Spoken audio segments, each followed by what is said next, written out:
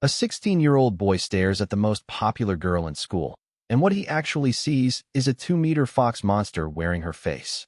The entire city is run by creatures in disguise. The patrol corps is completely gone, and he is the only human alive who can see the truth. The day starts like a funeral.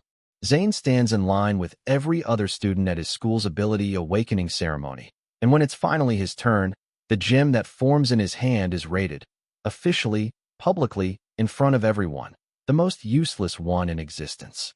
A bond gem, the kind you throw away, the kind that means your future is farming sewage and patching city walls for the rest of your life. Everyone around him is already moving on, already pitying him, already writing him off. And then Zane does something nobody expects. He pulls out a small knife, slices the gem open, and stops. The cross-section is smooth, vivid green, glassy like matcha jelly. Something stirs in his gut. Not pity, not despair. Something electric. A crazy idea forms in his head so fast, he doesn't even stop to question it. What if he absorbs it himself? He picks up the gem and eats it. Right there, in front of the entire school. The whole room goes silent. Someone laughs. Someone calls him a lunatic. The teachers look at each other like they're not sure whether to intervene or just let the idiot fail. Zane doesn't care about any of it. He's already feeling something happening inside his body, something that has no words. It's like his mind and body are fusing into one single machine. He walks back to his dorm that night with no friends, no future, and a useless gem in his system. What he doesn't know yet is that he just changed everything. He tests it that night, sits on the edge of his bed, goes completely still, and gives himself a silent order. Go pour a glass of water. 1 second passes. Then his legs swing off the bed on their own. He watches like a bystander as his own body walks to the desk, picks up a cup, fills it with water, and drinks it. Every motion precise. Every motion unstoppable. He didn't consciously move a single muscle. He grins and gives himself the next order. 500 push-ups. His body hits the floor and starts moving. 1, 2, 10, 50, 100. By the time he hits 250, his muscles are screaming. His willpower is gone. His lungs feel like they're tearing. But under absolute command, his body does not stop, does not slow down, does not care. 500. Done. He collapses face first on the floor with a huge smile spread across his face. This is insane. This ability is literally the ultimate self-discipline hack. That night, he sets his next order. Wake up at 4 in the morning and run. He falls asleep. His eyes open on their own in the dark. His body dresses itself, walks out of the dorm, and starts running laps on the track, a precision machine executing its instructions while his mind is still floating in a dream. By 6 in the morning, when he fully wakes up, he is already sitting in the cafeteria. Rice porridge. 3 steamed buns. He didn't even have to think about it. He can't stop smiling. And then a commotion breaks out nearby. LRA. Good morning, goddess. I already grabbed breakfast for you. Zane glances up out of habit while chewing his bun. Just a quick look. 1 second. Then his pupils shrink to pinpoints and every cell in his body goes into full alarm. What he sees is not a beautiful girl walking through the cafeteria. What he sees is a massive fox-type creature, over 2 meters tall, walking upright on 2 legs, its actual face hidden behind what looks like a perfect human disguise. The mimic is flawless, the voice, the smile, the way it moves. And every single person in that cafeteria is looking at it with complete admiration. Like nothing is wrong. Like they're looking at the most normal thing in the world. Zane drops his head back down and stares at his porridge like his life depends on it. Stay calm. Stay calm. Stay calm. He nods without looking up when it passes by. Morning, Laura. 2 words. Flat. Normal. It doesn't stop. He finishes his breakfast at the fastest pace of his life and walks out like nothing happened. But inside he is screaming. He heads to the staff room next. Sees the teacher through the glass door before he even touches the handle. Another one. Another monster in a human disguise. He walks straight past without missing a beat. His mind is running calculations at full speed. 2 of them confirmed. Just at this school. So what about the whole city? He finds an empty corner and absorbs a second bond gem without hesitation. If one gem showed him the truth, what does the second one do? The answer hits him like a bomb going off. This time it isn't just his body and mind fusing together. This time it feels like the entire world opens up. All five senses explode outward. Everything becomes vivid and electric and sharper than he has ever experienced in his life. He sweeps the classroom with his eyes, and when his gaze lands on an empty desk, he catches something faint. A trace of residual energy clinging to the surface. Then a vision flickers. He sees the past, a massive fox silently stalking a student while the teacher lectures, and nobody notices a thing. Cold text appears before his eyes. Scan successful. Energy-stained desk. A top student was taken by an aberrant while no one noticed. His stomach drops. He immediately turns the scan on himself, stares hard, pushes with everything he has. 1 full minute later, lines of text flash open. Contracted beast, Zane. Contractor, Zane. Race, human. Potential, 3 stars. Lifespan, 89. Gift, Bond Gem, forms a deep link with the target. Target gains a boost to potential and luck. Repeated absorption slightly increases your own potential with a 1% chance to awaken a new gift. Absolute command. Total dominion over your contracted beast, yourself. Absolute obedience. You obey your S back to campus with one sentence carved into his mind. Pearl City isn't a city. It's an unguarded hunting ground. And every one of us is just livestock. This city fell a long time ago. Graduation is 3 months away. But for Zane, that timeline just became completely meaningless. Contractor's commands without question. Unstable scan can scan a target with a very small chance of obtaining information. He stares at the stat panel where he is simultaneously his own contracted beast and his own contractor. And for a long moment, he doesn't know whether to laugh or cry. Am I my own sword and my own shield? But then it hits him. Really hits him. The line that changes everything. Awaken new gifts. 1% chance. Every single time he absorbs. Everyone else in this world gets one ability, and that's it. He can keep going. A second. A third. Unlimited. He has no ceiling. And he still has no idea what he's actually sitting inside. I bet you didn't see that coming, and neither does Zane. But he's about to find out exactly how bad it is. He makes his decision right there in that empty corner. He is going to find out what Pearl City really is. Because after what he's seen this morning, the word city is starting to feel like a very generous description. He straightens up, pockets the information, and starts planning his next move. He needs to see the patrol corps. The people whose entire job is to protect this city. Because if 2 monsters can walk around in his school without anyone noticing, what does the rest of the city look like? He leaves campus that afternoon, using a visit to his friend Sarah as his cover story. He hits the main street. The world shatters around him again. In a cold weapon shop, a humanoid creature sits with its legs crossed reading a newspaper, chewing on a strange piece of golden glowing dried meat like a man having a snack. To every single person walking past, this is completely normal. Just some middle-aged guy taking a break. To Zane, who can see through everything now, this is a fox monster sitting in plain sight in the middle of a human city.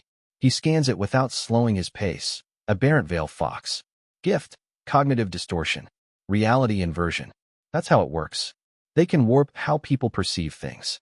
They don't just wear a human face. They rewrite what the human brain is willing to believe.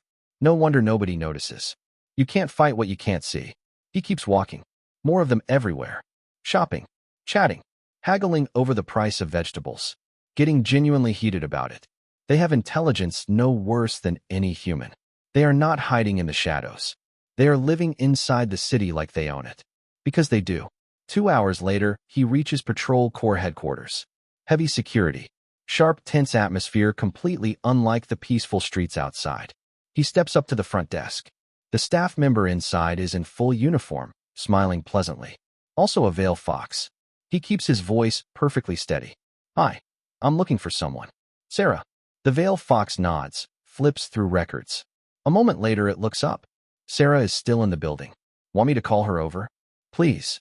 Zane nods. His heart sinks the moment he does. His scan activates immediately. Aberrant veil fox. Gift, cognitive distortion. Reality inversion. Unnatural trust. This one is stronger. Its gifts are stranger. He can feel it. Footsteps approach and 2 fox creatures walk toward him, and one of them is wearing Sarah's face perfectly. Her expression, her voice, her irritated personality. It snaps at him for suggesting she quit the patrol corps, defends itself just like Sarah would, insists it's going to protect the city and get justice for her parents. Zane stands there and holds a completely normal conversation with the thing wearing his friend's face. He plays the role of a relieved, helpless friend perfectly, shrugs, says he's probably going to go farm, says goodbye, and then he walks out of the Patrol Corps headquarters, looks up at a sky so blue it almost hurts, and lets out the slowest, longest breath of his life. He crosses the street, walks into a restaurant, picks a window seat with a clear view of the Patrol Corps gate, orders the cheapest tea available, and sits there like a statue. He watches that gate all afternoon without blinking. The anger doesn't cloud his mind. If anything, the angrier he gets, the colder and clearer everything becomes. By the time dusk falls, he has his answer. Every single person he watched walk through that gate, awakened fighters, administrators, staff, guards, every single one of them is a monster in disguise. Not one survivor. Not one real human left in the organization whose entire purpose is to protect Pearl City. He gets up from that window seat and walks. Zane stops going to class the next day. He doesn't make a scene about it, doesn't announce anything. He just quietly stops showing up to the lectures that no longer matter, and instead builds a new world for himself. Dorm, track, cafeteria. That's it. He trains like a monk. When people ask, he tells them he's getting physically ready for farming work. It's the perfect cover because it's completely believable. Half the students with useless abilities are doing exactly the same thing, riding out their final days on campus with nowhere else to go. And the beautiful thing is, those students, the ones everyone pities, are actually the safest people in the school. Zane figures it out fast. The Veil Foxes have clear targets. They go after students who join key organizations. They go after anyone with a powerful gift. The ones who are ambitious. The ones who stand out. A contractor with a useless gem who's heading to farm sewage? Not worth anyone's appetite. In their eyes, he is invisible. That is exactly the card he needs to play. He starts treating the bond gems he forms like daily vitamins. The moment his stamina and mental energy recover enough, he absorbs another one. No new gift appears yet, but the results show up in his body immediately. After just a few days, he can do 1,000 push-ups in a row, and when he finishes, his stamina bounces back fast. No more collapsing on the floor. He is building something. Then one night he absorbs another gem while sitting cross-legged on his bed, and the world goes completely silent. Not quiet. Silent. Like he's been pulled into a soundless void. Several seconds pass, and then the chirping of frogs and crickets floods back in like a dam breaking. He scans himself immediately. Potential, 4 stars. New gift, Nightwalker. Night vision. Reduced presence and weight at night. Increased movement speed. Complete invisibility and shadows. He leaps off the bed. He is light as a feather. One small jump and his fingertips touch the ceiling. He lands without a single sound, like a cat landing on silk. He looks out the window, and the dark city outside looks as bright as noon to him. Every detail sharp and clear and vivid. And then he sees it. A massive bird of prey crosses the sky, wingspan over 40 feet, trailing thick black smoke behind it, gliding silently over the rooftops of Pearl City without a single sound. If that thing decided to dive, the consequences would be unimaginable. His blood runs cold. This world is 10,000 times more dangerous than I thought. He goes to the bathroom just to check himself in the mirror and confirms. Going from 3 stars to 4 potential is about far more than a new gift. He knocks out 2,500 push-ups in one session and feels like he could keep going. All 5 senses are razor sharp. He can actually hear someone grinding their teeth in the dorm next door. The next morning, he wakes up already running on the track, mind sharp and clear, needing less sleep than ever before. And when he walks into the cafeteria, LRA appears. He watches as the massive fox creature dressed in a girl's face drifts through the crowd of admirers and stops beside a student. A girl smiling with pure happiness at being noticed. LRA extends one disguised claw and rests it gently on her shoulder. Steers her toward the food counter. Casually. Easily. Like picking a breakfast companion. Everyone around them is envying her. Whispering about how lucky she is. How the school's most beloved girl chose her specifically. Zane grips his chopstick so hard his knuckles go white. He forces every last bite of food into his mouth and gets out before that thing gets close enough to catch his scent. Because he knows exactly what that moment actually looked like. He saw a monster selecting livestock for a meal. He storms back to the dorm and gives himself 1,000 push-ups immediately. Then 500 sit-ups. Then 300 frog jumps. Eyes bloodshot. Sweat soaking through everything. He drills Pearl City's 3 combat strikes over and over until his arms go numb. Spike Strike. Wolf Strike. Ox Guard. 3 techniques bought with the lives of countless people before him. Training is the only thing he controls right now. That night, he slips out for the first time with Nightwalker active. Dark clothes, absolute silence, moving through the streets near campus like a ghost. People walk past him and look straight through him. He doesn't exist to them. He catalogs everything he sees. The Veil Fox's eyes glow in the dark. Tier 1 white, Tier 2 green, Tier 3 blue, Tier 4 red. Most of the ones he spots are Tier 2 to Tier 3, roughly levels 19 to 25. He is building a mental map, street by street, counting threats. But something starts nagging at him after a few nights. He spots a Tier 1 Veil Fox, white glowing eyes, the weakest possible rank, strolling boldly down the street without a care. And every stronger person around it is completely blind to it. That makes no sense. Level suppression is supposed to be absolute. A Tier 1 cannot hide from a Tier 3 under normal rules. It's like a child trying to punch an adult in a fair fight. But this Tier 1 is right there in the open, and nobody sees it. There is a critical piece of information he is missing, and he doesn't know what it is yet. He pulls back into the darker streets and lets himself process. Within 16 blocks of his school, at least 50 Veil Foxes. Strongest outside campus is around level 25. The one wearing the teacher's face is probably close to level 30. He doesn't even dare scan it. His instincts tell him with absolute certainty that if he tries to peek at that one, he will be dead within seconds. An LRA? Whatever level that thing is operating at, it's off the charts. Possibly a Tier 4 aberrant sitting in a classroom full of teenagers. He has enough to know the situation is catastrophic. He goes back to the dorm and gives himself another 1,000 push-ups on the cold floor, sweat dripping, mind racing through every scenario. He has information, but no proof, no allies, no power. If he walks up to anyone and says the most popular girl in school is actually a 2-meter fox monster, he gets laughed out of the building or quietly disappeared. The only real move is to get stronger and get evidence. Then one pre-dawn morning, his scheduled body is running its laps on the track, and his foot hits something solid in the dark. He stops, looks down. Something is catching the faint light. He picks it up. A dark-colored ring. Intricate engravings that are eerie and somehow beautiful at the same time. This is not cheap junk. He tries to scan it. Scan failed. Scan failed. Scan failed. He keeps pushing. 10 attempts. 20. Still nothing. That itself is terrifying. Ordinary objects scan almost instantly. After more than 10 forced attempts, information finally surfaces. Shadow ring. When worn, all living beings instinctively ignore the wearer. Tier 3 awakened and above are immune. And then a vision crashes into his mind without warning.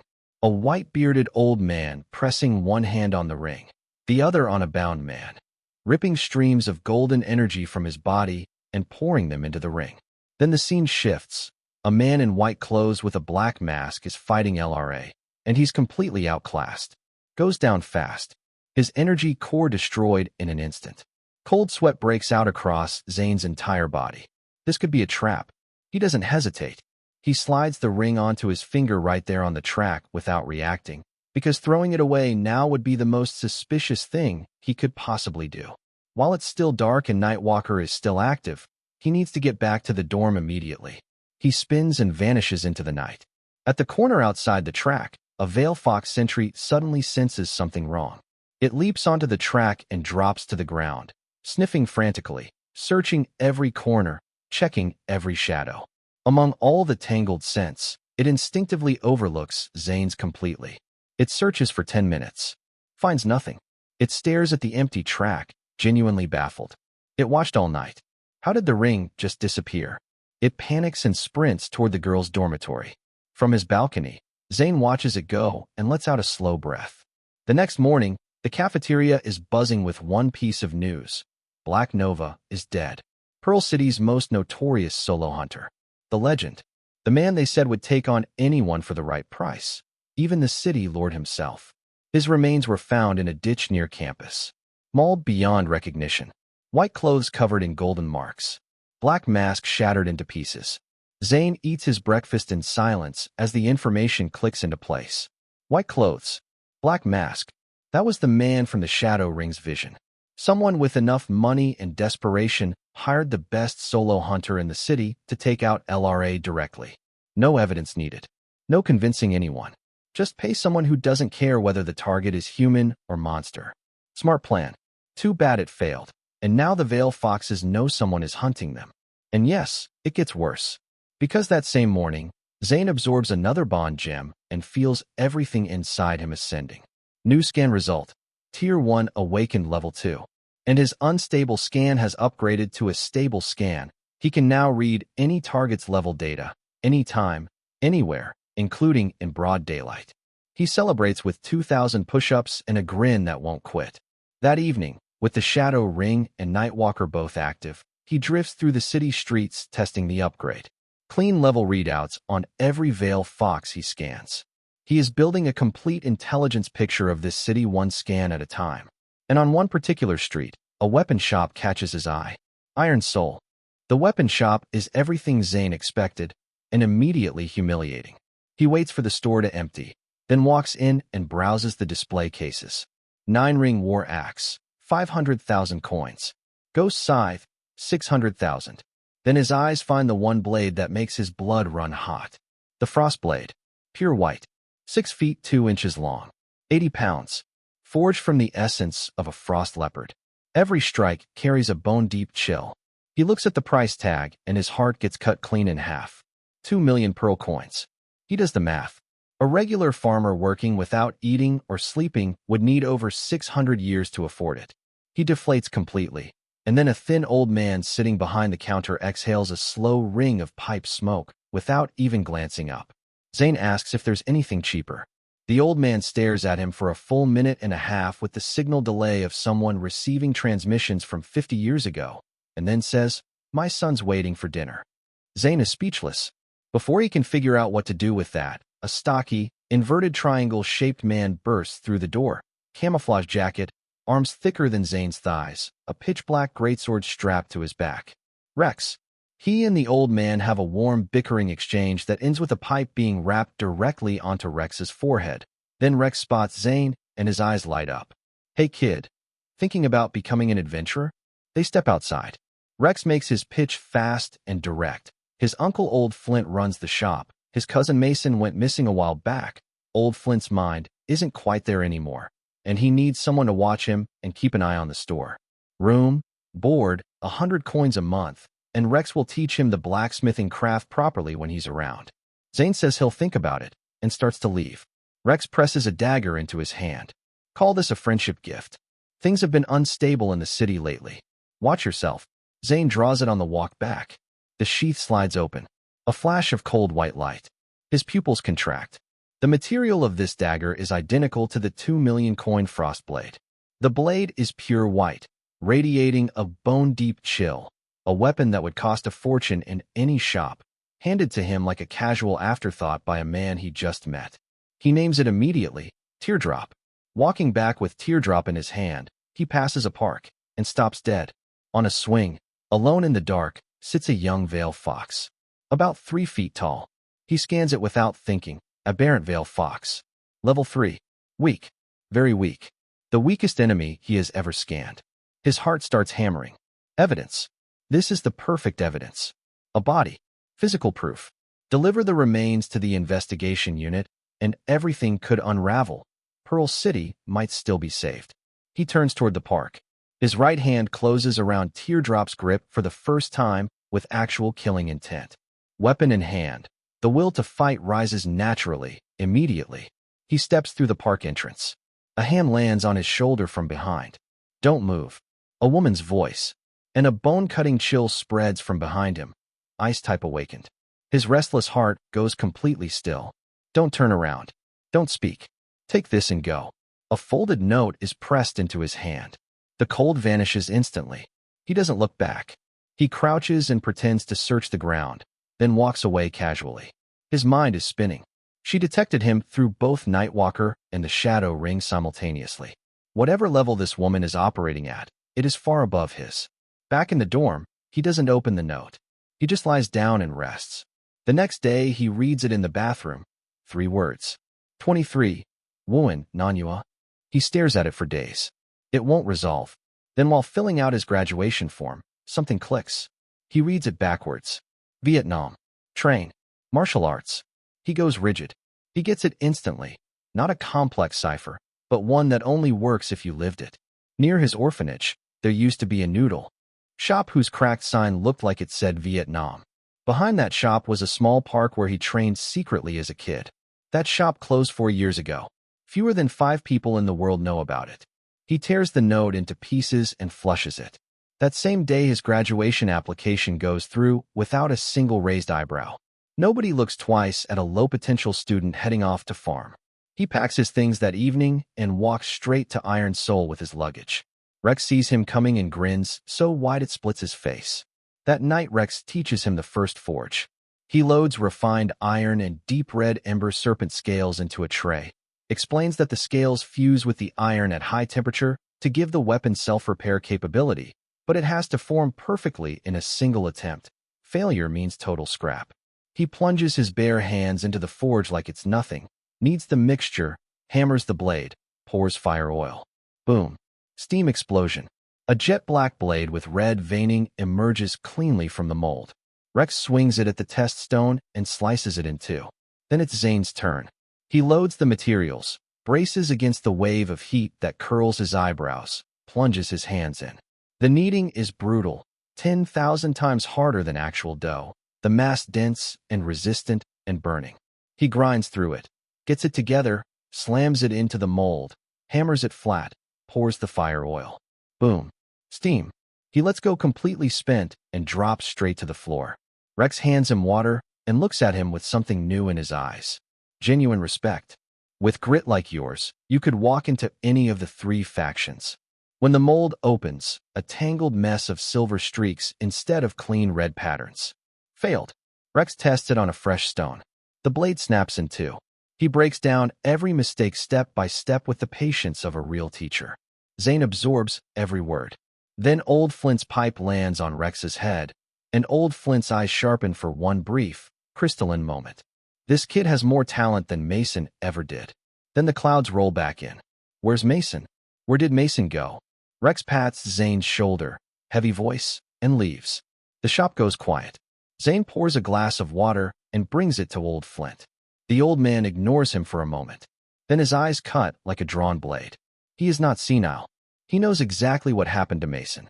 He has been faking the confusion to keep Rex from going after the same thing that took his son, because the moment Rex senses something off, he locks up and won't risk his neck. Playing the fool is how Old Flint keeps Rex alive. He tells Zane this quietly. No drama, just fact. Then he makes an offer. For the next few days, he will teach Zane the real Flint kneading method. The craft of this family will not die with me. The training starts the next morning at 4 a.m. Old Flint is already waiting in the 3rd floor workshop. He tosses Zane a bowl of flour mixed with hundreds of iron beads of different sizes, then puts a blindfold over his eyes. The task: knead out every bead using touch alone. When he can tell flour from iron by fingertip, that's when he's begun. Zane spends the entire morning at war with that dough. By afternoon, Old Flint is pouring field knowledge into him. Material properties, weaknesses, techniques bought with lifetimes of experience. Zane absorbs it all faster than he ever studied for an exam in his life. Late night, the eve of the 23rd. Zane scouts the park in advance with the shadow ring on. He slips right past the veil fox posted at Iron Soul's door without being detected. In the park, a rat the size of a full-grown cat crawls from the bushes. Aberrant armored venomtail rat, level 5. That venomtail is lethal. One sting, and he is done. He doesn't back down. He charges forward. The rat curls into a ball and spins to deflect his force. Teardrop scrapes across its hardened fur and throws sparks. He misses. The rat retaliates immediately, Venomtail lashing at his knees in rapid succession like a steel whip. He keeps hopping back, cold sweat running down his face. He switches stance. Thunderpound, surges forward, drops his center of gravity hard, breaks through the guard, fires a left fist like a lightning bolt into the rat's skull. Stun.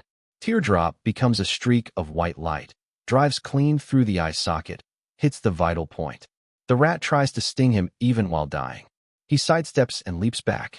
He stands panting, staring at the golden liquid pooling in the dark. Nightwalker's speed boost saved his life. He knows it.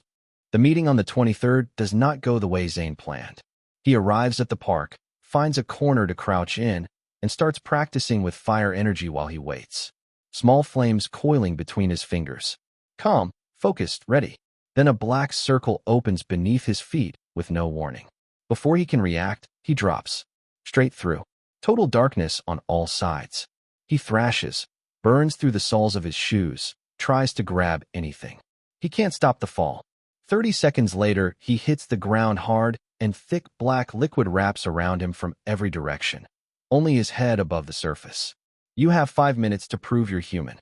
The woman in white with the ice mask stands before him. Ice sword pressed against his throat. Eyes that carry zero warmth and zero hesitation. Zane's mind races. He can't shift, can't run, can't fight. He starts scanning her. Fail, fail, fail, 20 attempts. And then finally, after nearly 2 full minutes. Name, Frost. Race, human. Tier, 3 awakened. Level 21. 5 potential stars. He's terrified, but there's no time for it. 1 minute left on the clock. He starts firing names. Girls from the orphanage. Anyone the former soul knew as a child. Cece? Xiao Xiao. Ping Ping. Frost cuts him off cold. That proves nothing. Any Veil Fox willing to do its homework could dig up orphanage names. 30 seconds left. He locks eyes with her and takes the gamble. Speaks slowly. 1 word at a time. Cece, do you remember when we were kids? You fell into the river. I was the one who pulled you out. Because of that, the director made me stand in the corner for 3 whole days. That stone you gave me, I still have it. No reaction. He digs into the deepest part of the former soul's memory, scraping for something so embarrassing and so personal that only 2 children who grew up together could ever know. Something that never got written down or told to anyone. He takes a breath and says it. Form 1, huh? Form 2, haha. Form 3, huh? Heaven splitting. Earth shaking. Sesay's unbeatable fist. The air freezes. Behind the cold mask, a storm rises. The ice sword at his throat dissolves into water and vanishes. She doesn't take off the mask, but she asks him one question. Your ability is listed as the worthless gem. Why has your behavior been so unusual? I absorb the gem's energy myself. He keeps it simple. Half truth, half bluff. My head cleared up immediately. That's when I found 2 monsters hiding in the school. 2. Her voice sharpens. He leans in and gives her everything he has.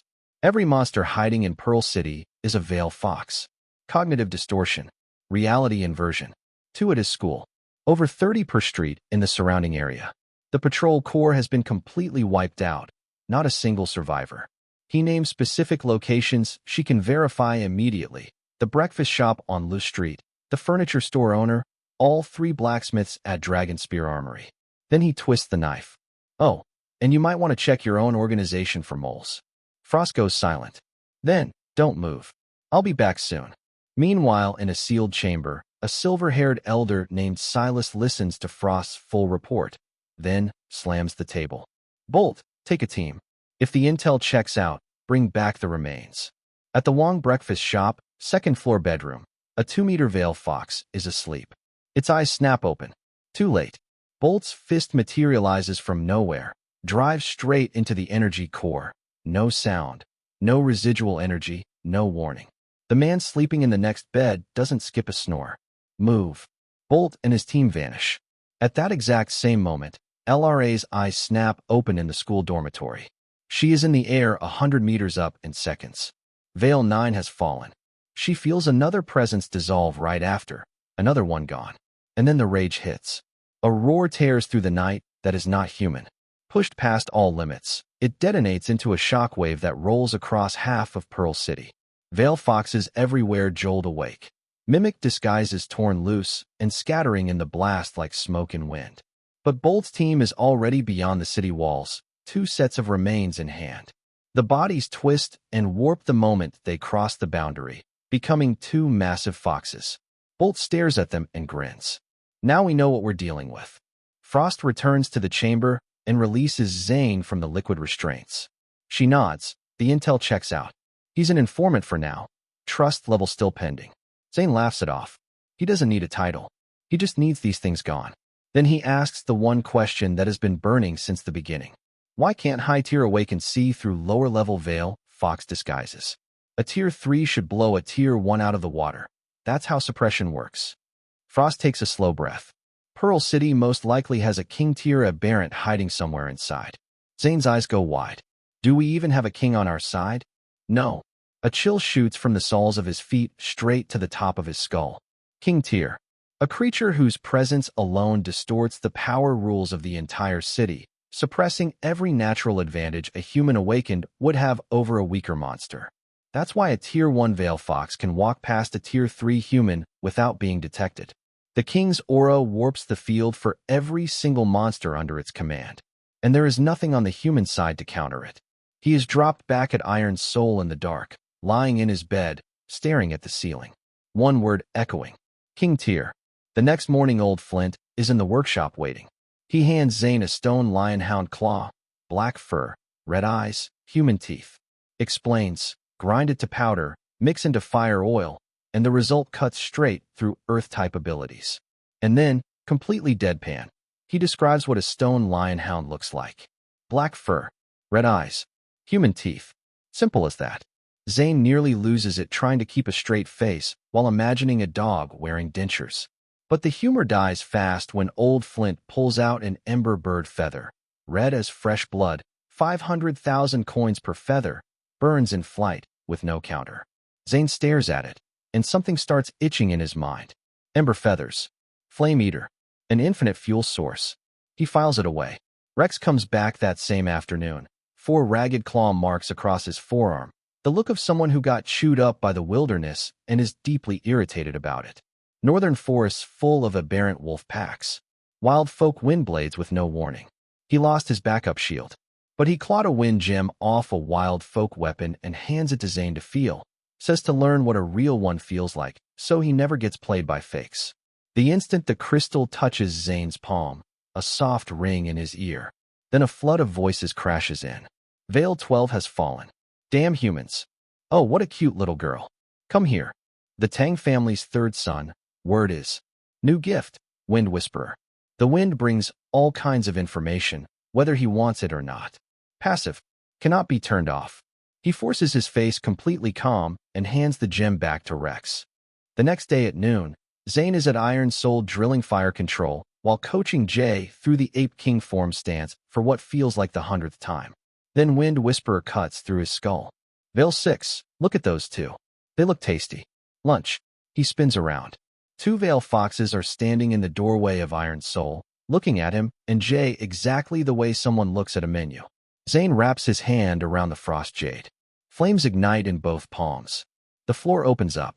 All 4 of them drop into the sealed underground chamber, and the 2 Veil Foxes hit the ground running. No hesitation. They launch themselves forward before anyone finishes falling. Zane hauls Jay backward and shouts, "Watch out. They're monsters." Then fires both palms at the nearest one. It tears through the fire like it's tissue paper. Over 3 meters tall. One claw driving straight for Zane's chest. He hurls himself sideways in a messy roll, scrambles, jumps, burns everything he is just to buy seconds. Jay is frozen. Zane is cornered. 30 seconds in, and he is out of moves. Frost, if you don't show up right now, I am done. Frost doesn't come. The Veil Fox grins. Raises its claw. Zane can smell the residual energy on it. He's already calculating whether he survives the next second. A blue thread of water streaks in from the corner like a viper and slices clean across the Veil Fox's neck. The head launches skyward. Gold liquid sprays across the chamber like a fountain. Frost stands in the corner, water vapor wrapping around her like a second skin. She doesn't even acknowledge the save. One more fluid motion, a strike of water, and the second Veil Fox drops just as cleanly. She doesn't say well done. She says, "Get back. We'll talk tonight." An invisible force hurls both Zane and Jay back into Iron Soul before the words finish. Zane slumps against the forge, shoving flames into his mouth to restore himself. One thought, over and over, I'm still too weak. He squeezes out the last drop of mental energy, forms a bond gem, swallows it whole, and passes out against the forge. Meanwhile, in the city lord's manor, a massive golden fox with no mimic skin over its face sits at the head of a long table. The Veil King. His voice is low and furious. 9 have fallen this week. A veil fox across the table suggests something reckless. Just wipe out all the humans. The Veil King looks at it. Then what do you eat? Grass. The room goes quiet. He announces he is going into hibernation. Going dark. What happens next is up to you. And he turns to the Veil Prince, the creature wearing LRA's face, sitting beside him. The Veil Prince says 4 words. Flush out the rats. One by one. Cold and flat. The Veil King closes his eyes. The moment he does, a flicker of something crosses the Veil Prince's face. Excitement barely contained. He turns to face every Veil Fox in the room and says it cleanly. From this moment on, I give the orders. Every Veil Fox answers as one. That night in the sealed chamber, Jay finally breaks. By the time Zane finishes explaining what the Veil Foxes are, Jay's face is white as paper. I think my mom was devoured, he says. His voice barely holds together. She keeps teaching me things I already know. She's not cooking anymore. Zane grabs his shoulder. Don't spiral yet. I'll go check. Zane, if my mom was really devoured, Jay's voice shakes. What do I do? Frost appears from nowhere behind them both. You get revenge for her, she says flatly. You take out that monster. Both Zane and Jay nearly jump out of their skin. Frost briefs them fast. The patrol corps is gone. The city's defenses are hollow. She won't have time to protect anyone's back. Zane cuts in before she can finish. He already knows.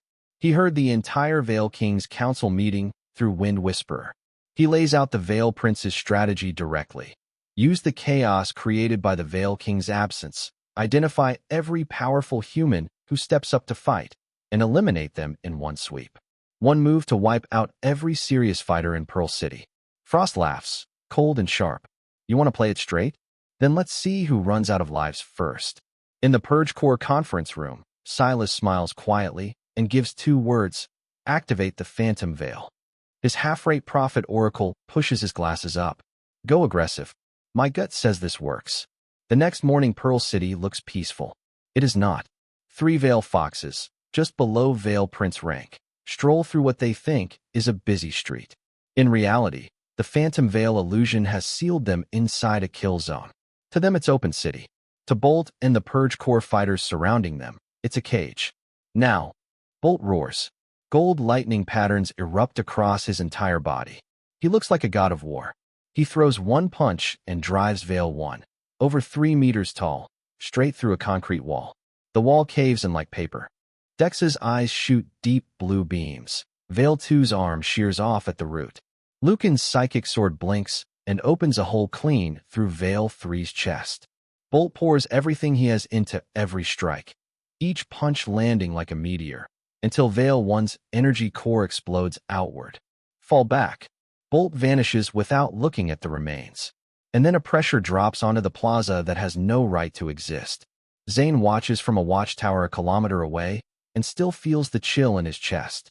He reaches for his scan instinctively, and his hand freezes midair. Every hair on his body stands up.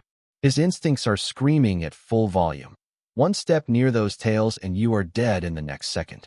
The Veil Prince descends, lands in the plaza, looks at the 3 mangled remains, and then tears the human skin from his own forehead. The pressure doubles. Zane grabs Frost's sleeve. We have to go? Right now? He can find me. Frost grabs his collar instead. Now you're scared? Good. That means you understand the gap. You're too weak.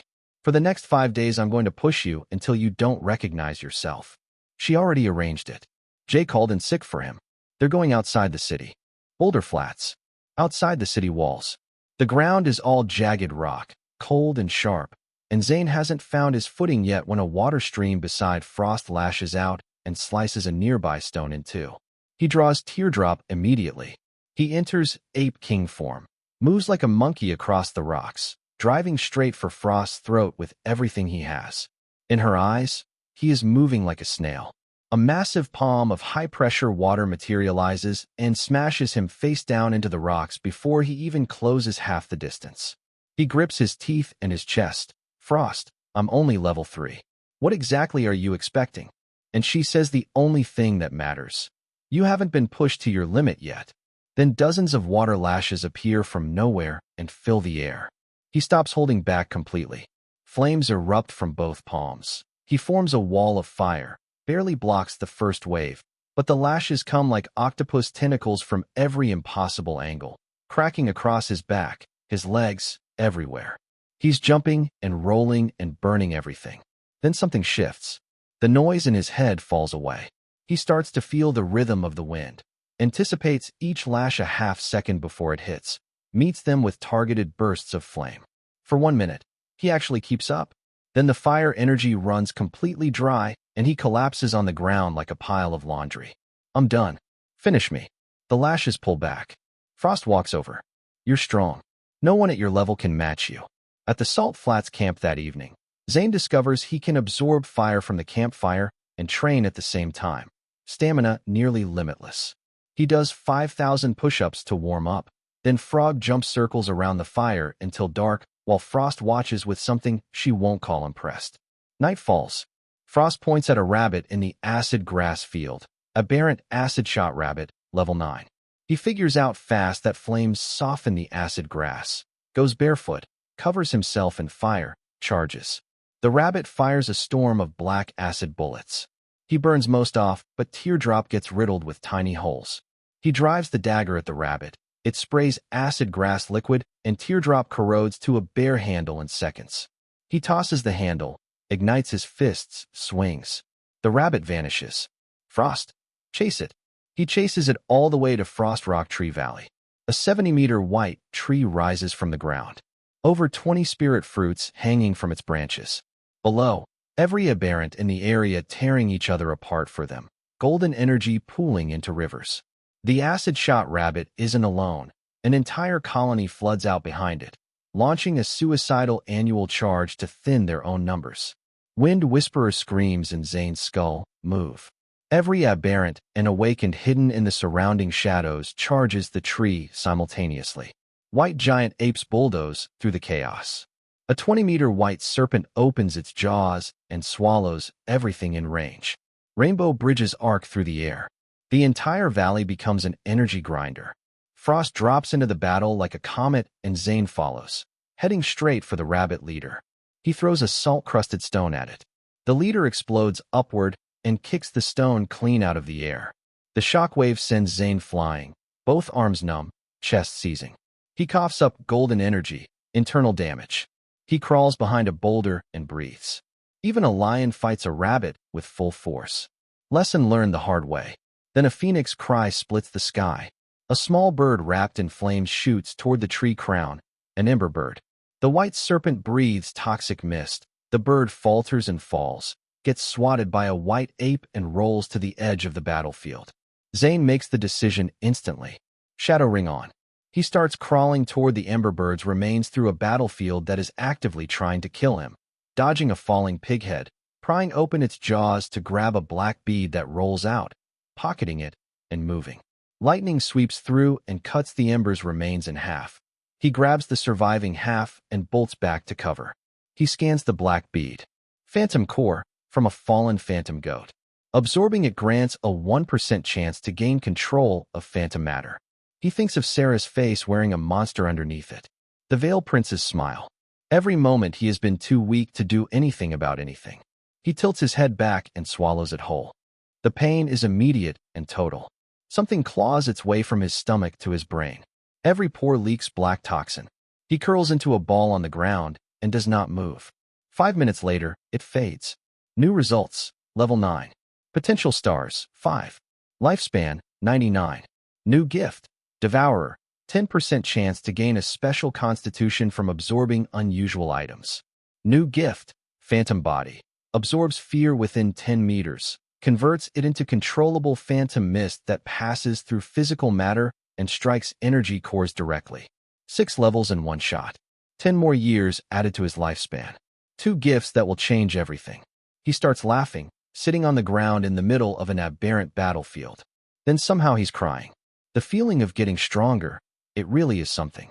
He looks at the rabbit leader, flicks one finger, and fires a burst of phantom mist at it.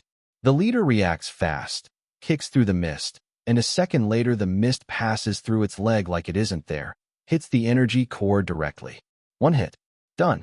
He hauls the 40-kilogram rabbit back to his boulder, skins it with phantom mist, cooks it over fire, scrapes salt from the ground, and seasons it. A wild aroma fills the air. He bites into a leg, crispy outside, tender inside, juice everywhere. Genuinely the best thing he has ever eaten. Then 3 stone lion hounds catch the smell and come for him from 3 directions. He launches Teardrop as a flying blade. It curves through a weird arc and drives clean through the rear hound's core. He uses the momentum to fall back, throws a firewall at the front hound with his right hand, and lets the blade cut back through the fire into the second hound's flank. The 3rd stone lion hound bursts out of the earth directly beneath him, mouth wide open, targeting his most vulnerable spot. He launches a phantom flying blade downward in a split second. It pins the hound to the ground. He checks himself. Cold sweat. That was far too close. Frost returns and finds the 3 clean kills. She nearly draws a water lash on him immediately, checks his eyes, circles him, scans his back, then withdraws. She'd felt the phantom energy. She wants to know what happened. He tells her everything, and she slams him against the rock wall. Zane, do you have a death wish? What you just ate was a parasite. Once it takes hold, your consciousness dissolves, and you become something else. Do you understand how close you just came to losing yourself completely? He stares at her, thinks about the phantom cry he heard when the pain was at its worst. Whatever tried to take over, Devourer ate it first. That's what happened. But he can see in Frost's face how close it actually was, and for a moment it lands. He accepts the scolding. Back at the camp, Frost hands him water and a salt frost fruit as a reward. He bites into it, face crumples immediately. Somehow the most aggressively salty thing he has ever tasted in his life. He gulps water to survive it. Don't drink random water out here, Frost says, watching. His eyes go wide.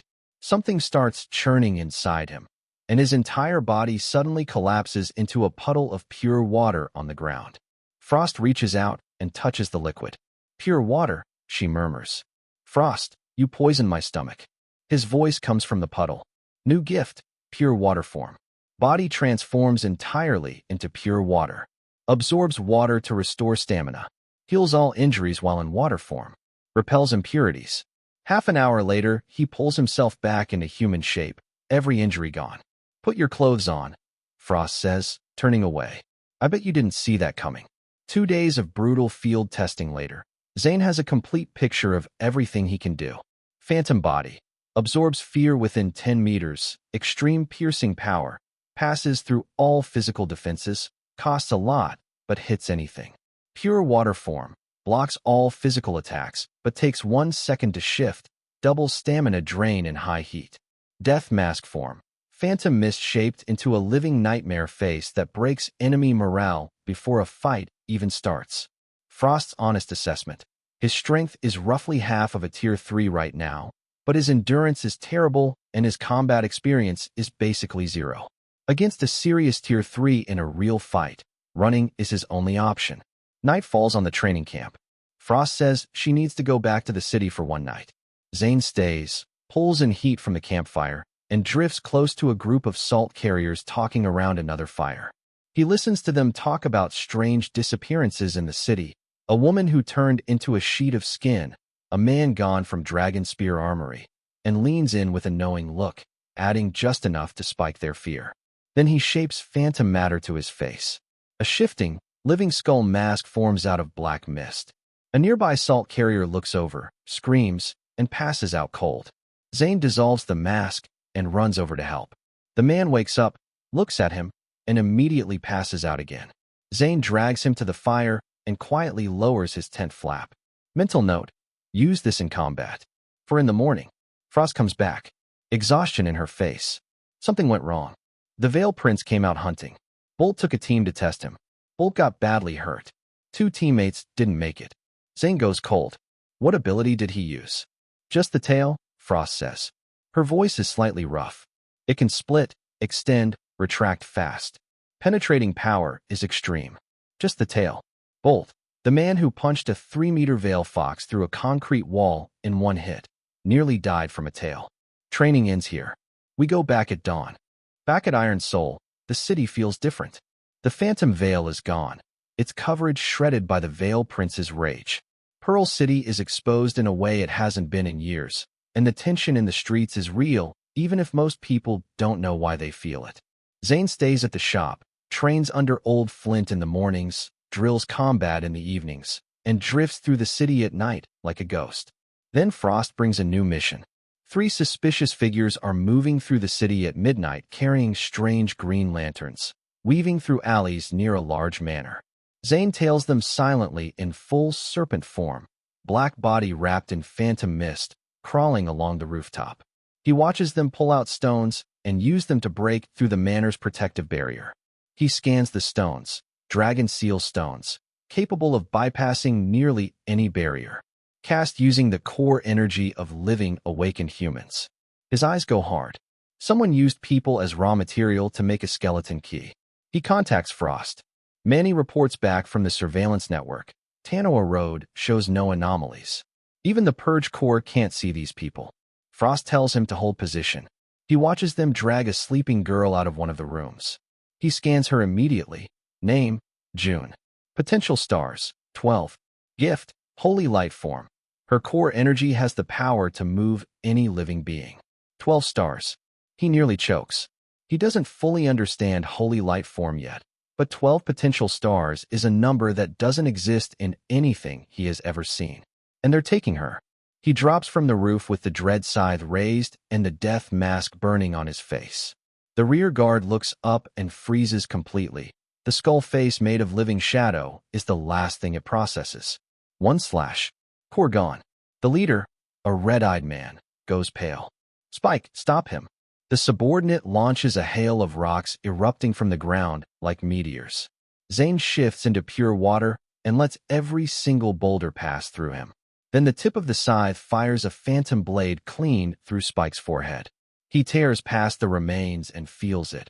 A wave of purple fear unlike anything he has ever absorbed before, so intense and concentrated that his phantom cloak thickens into something physical and solid. He finds he can actually lift off the ground, moving faster than he has ever moved in his life. He becomes a shadow closing on the leader, Crimson, at full speed. Then an arrow comes from the side and hits his core hard. He dissolves into water and reforms instantly. A masked archer drops in front of him. No words, a second arrow crackling with lightning already fired. A water lash from the distance knocks it down.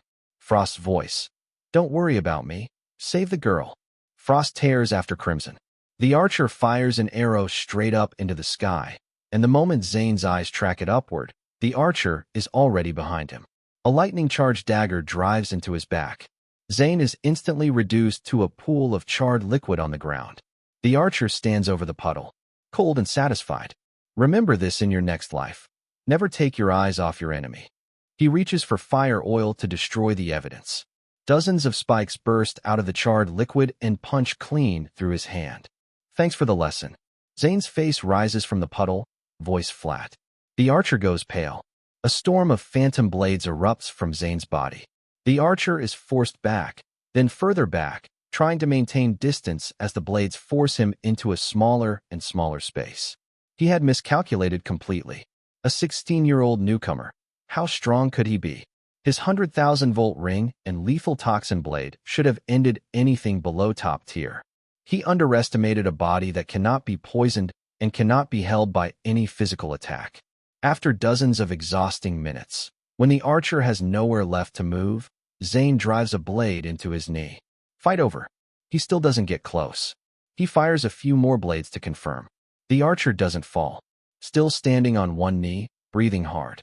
All right, the archer says finally. Just finish it. Zane respects the endurance even now. He condenses one blade and drives it straight at the core. The archer smashes the ring on his broken hand. Danger. Every hair on Zane's body stands up.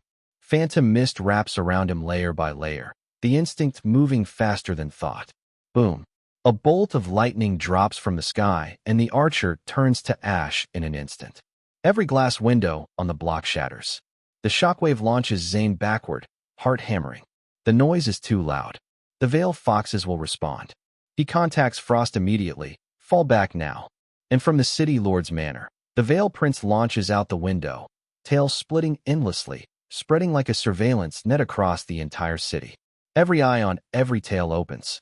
In the Purge Core barrier room, Manny goes pale and immediately teleports Frost, mid-fight with Crimson, directly back to the sealed chamber. On the street, before Crimson can react, the Veil Prince appears in front of him, looks at the blade marks on the nearby wall. Sense the air. You fought over her. He drives a tail through Crimson's core without another word and picks up the unconscious June. He looks at her and murmurs, "If I eat you, would that be interesting?" June wakes up. She looks at the Veil Prince's face and smiles, completely unbothered. "You're so pretty." The Veil Prince's raised hand freezes. He wants to end her. He cannot do it. He turns to his subordinate.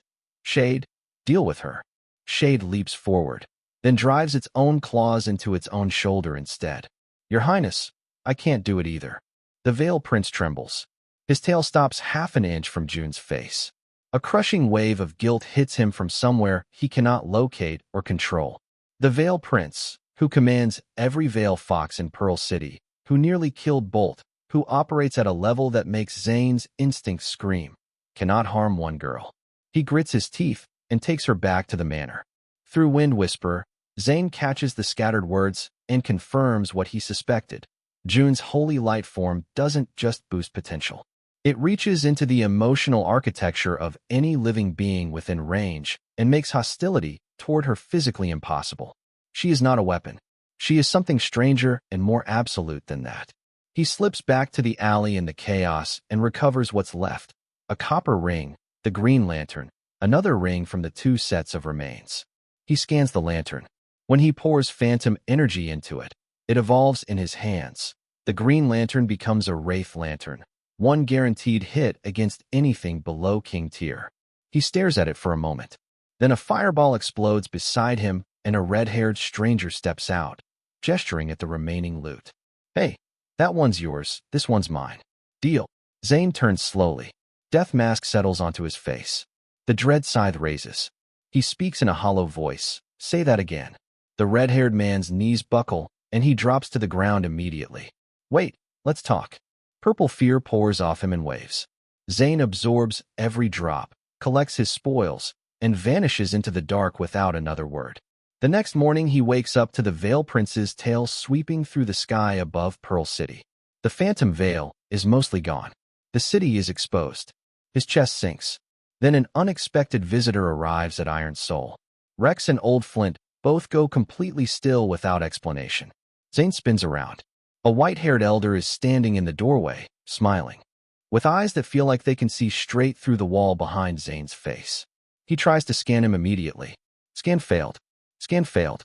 66 times. 666 times. His stomach drops, but he already knows. "Silas, commander of the Purge Corps.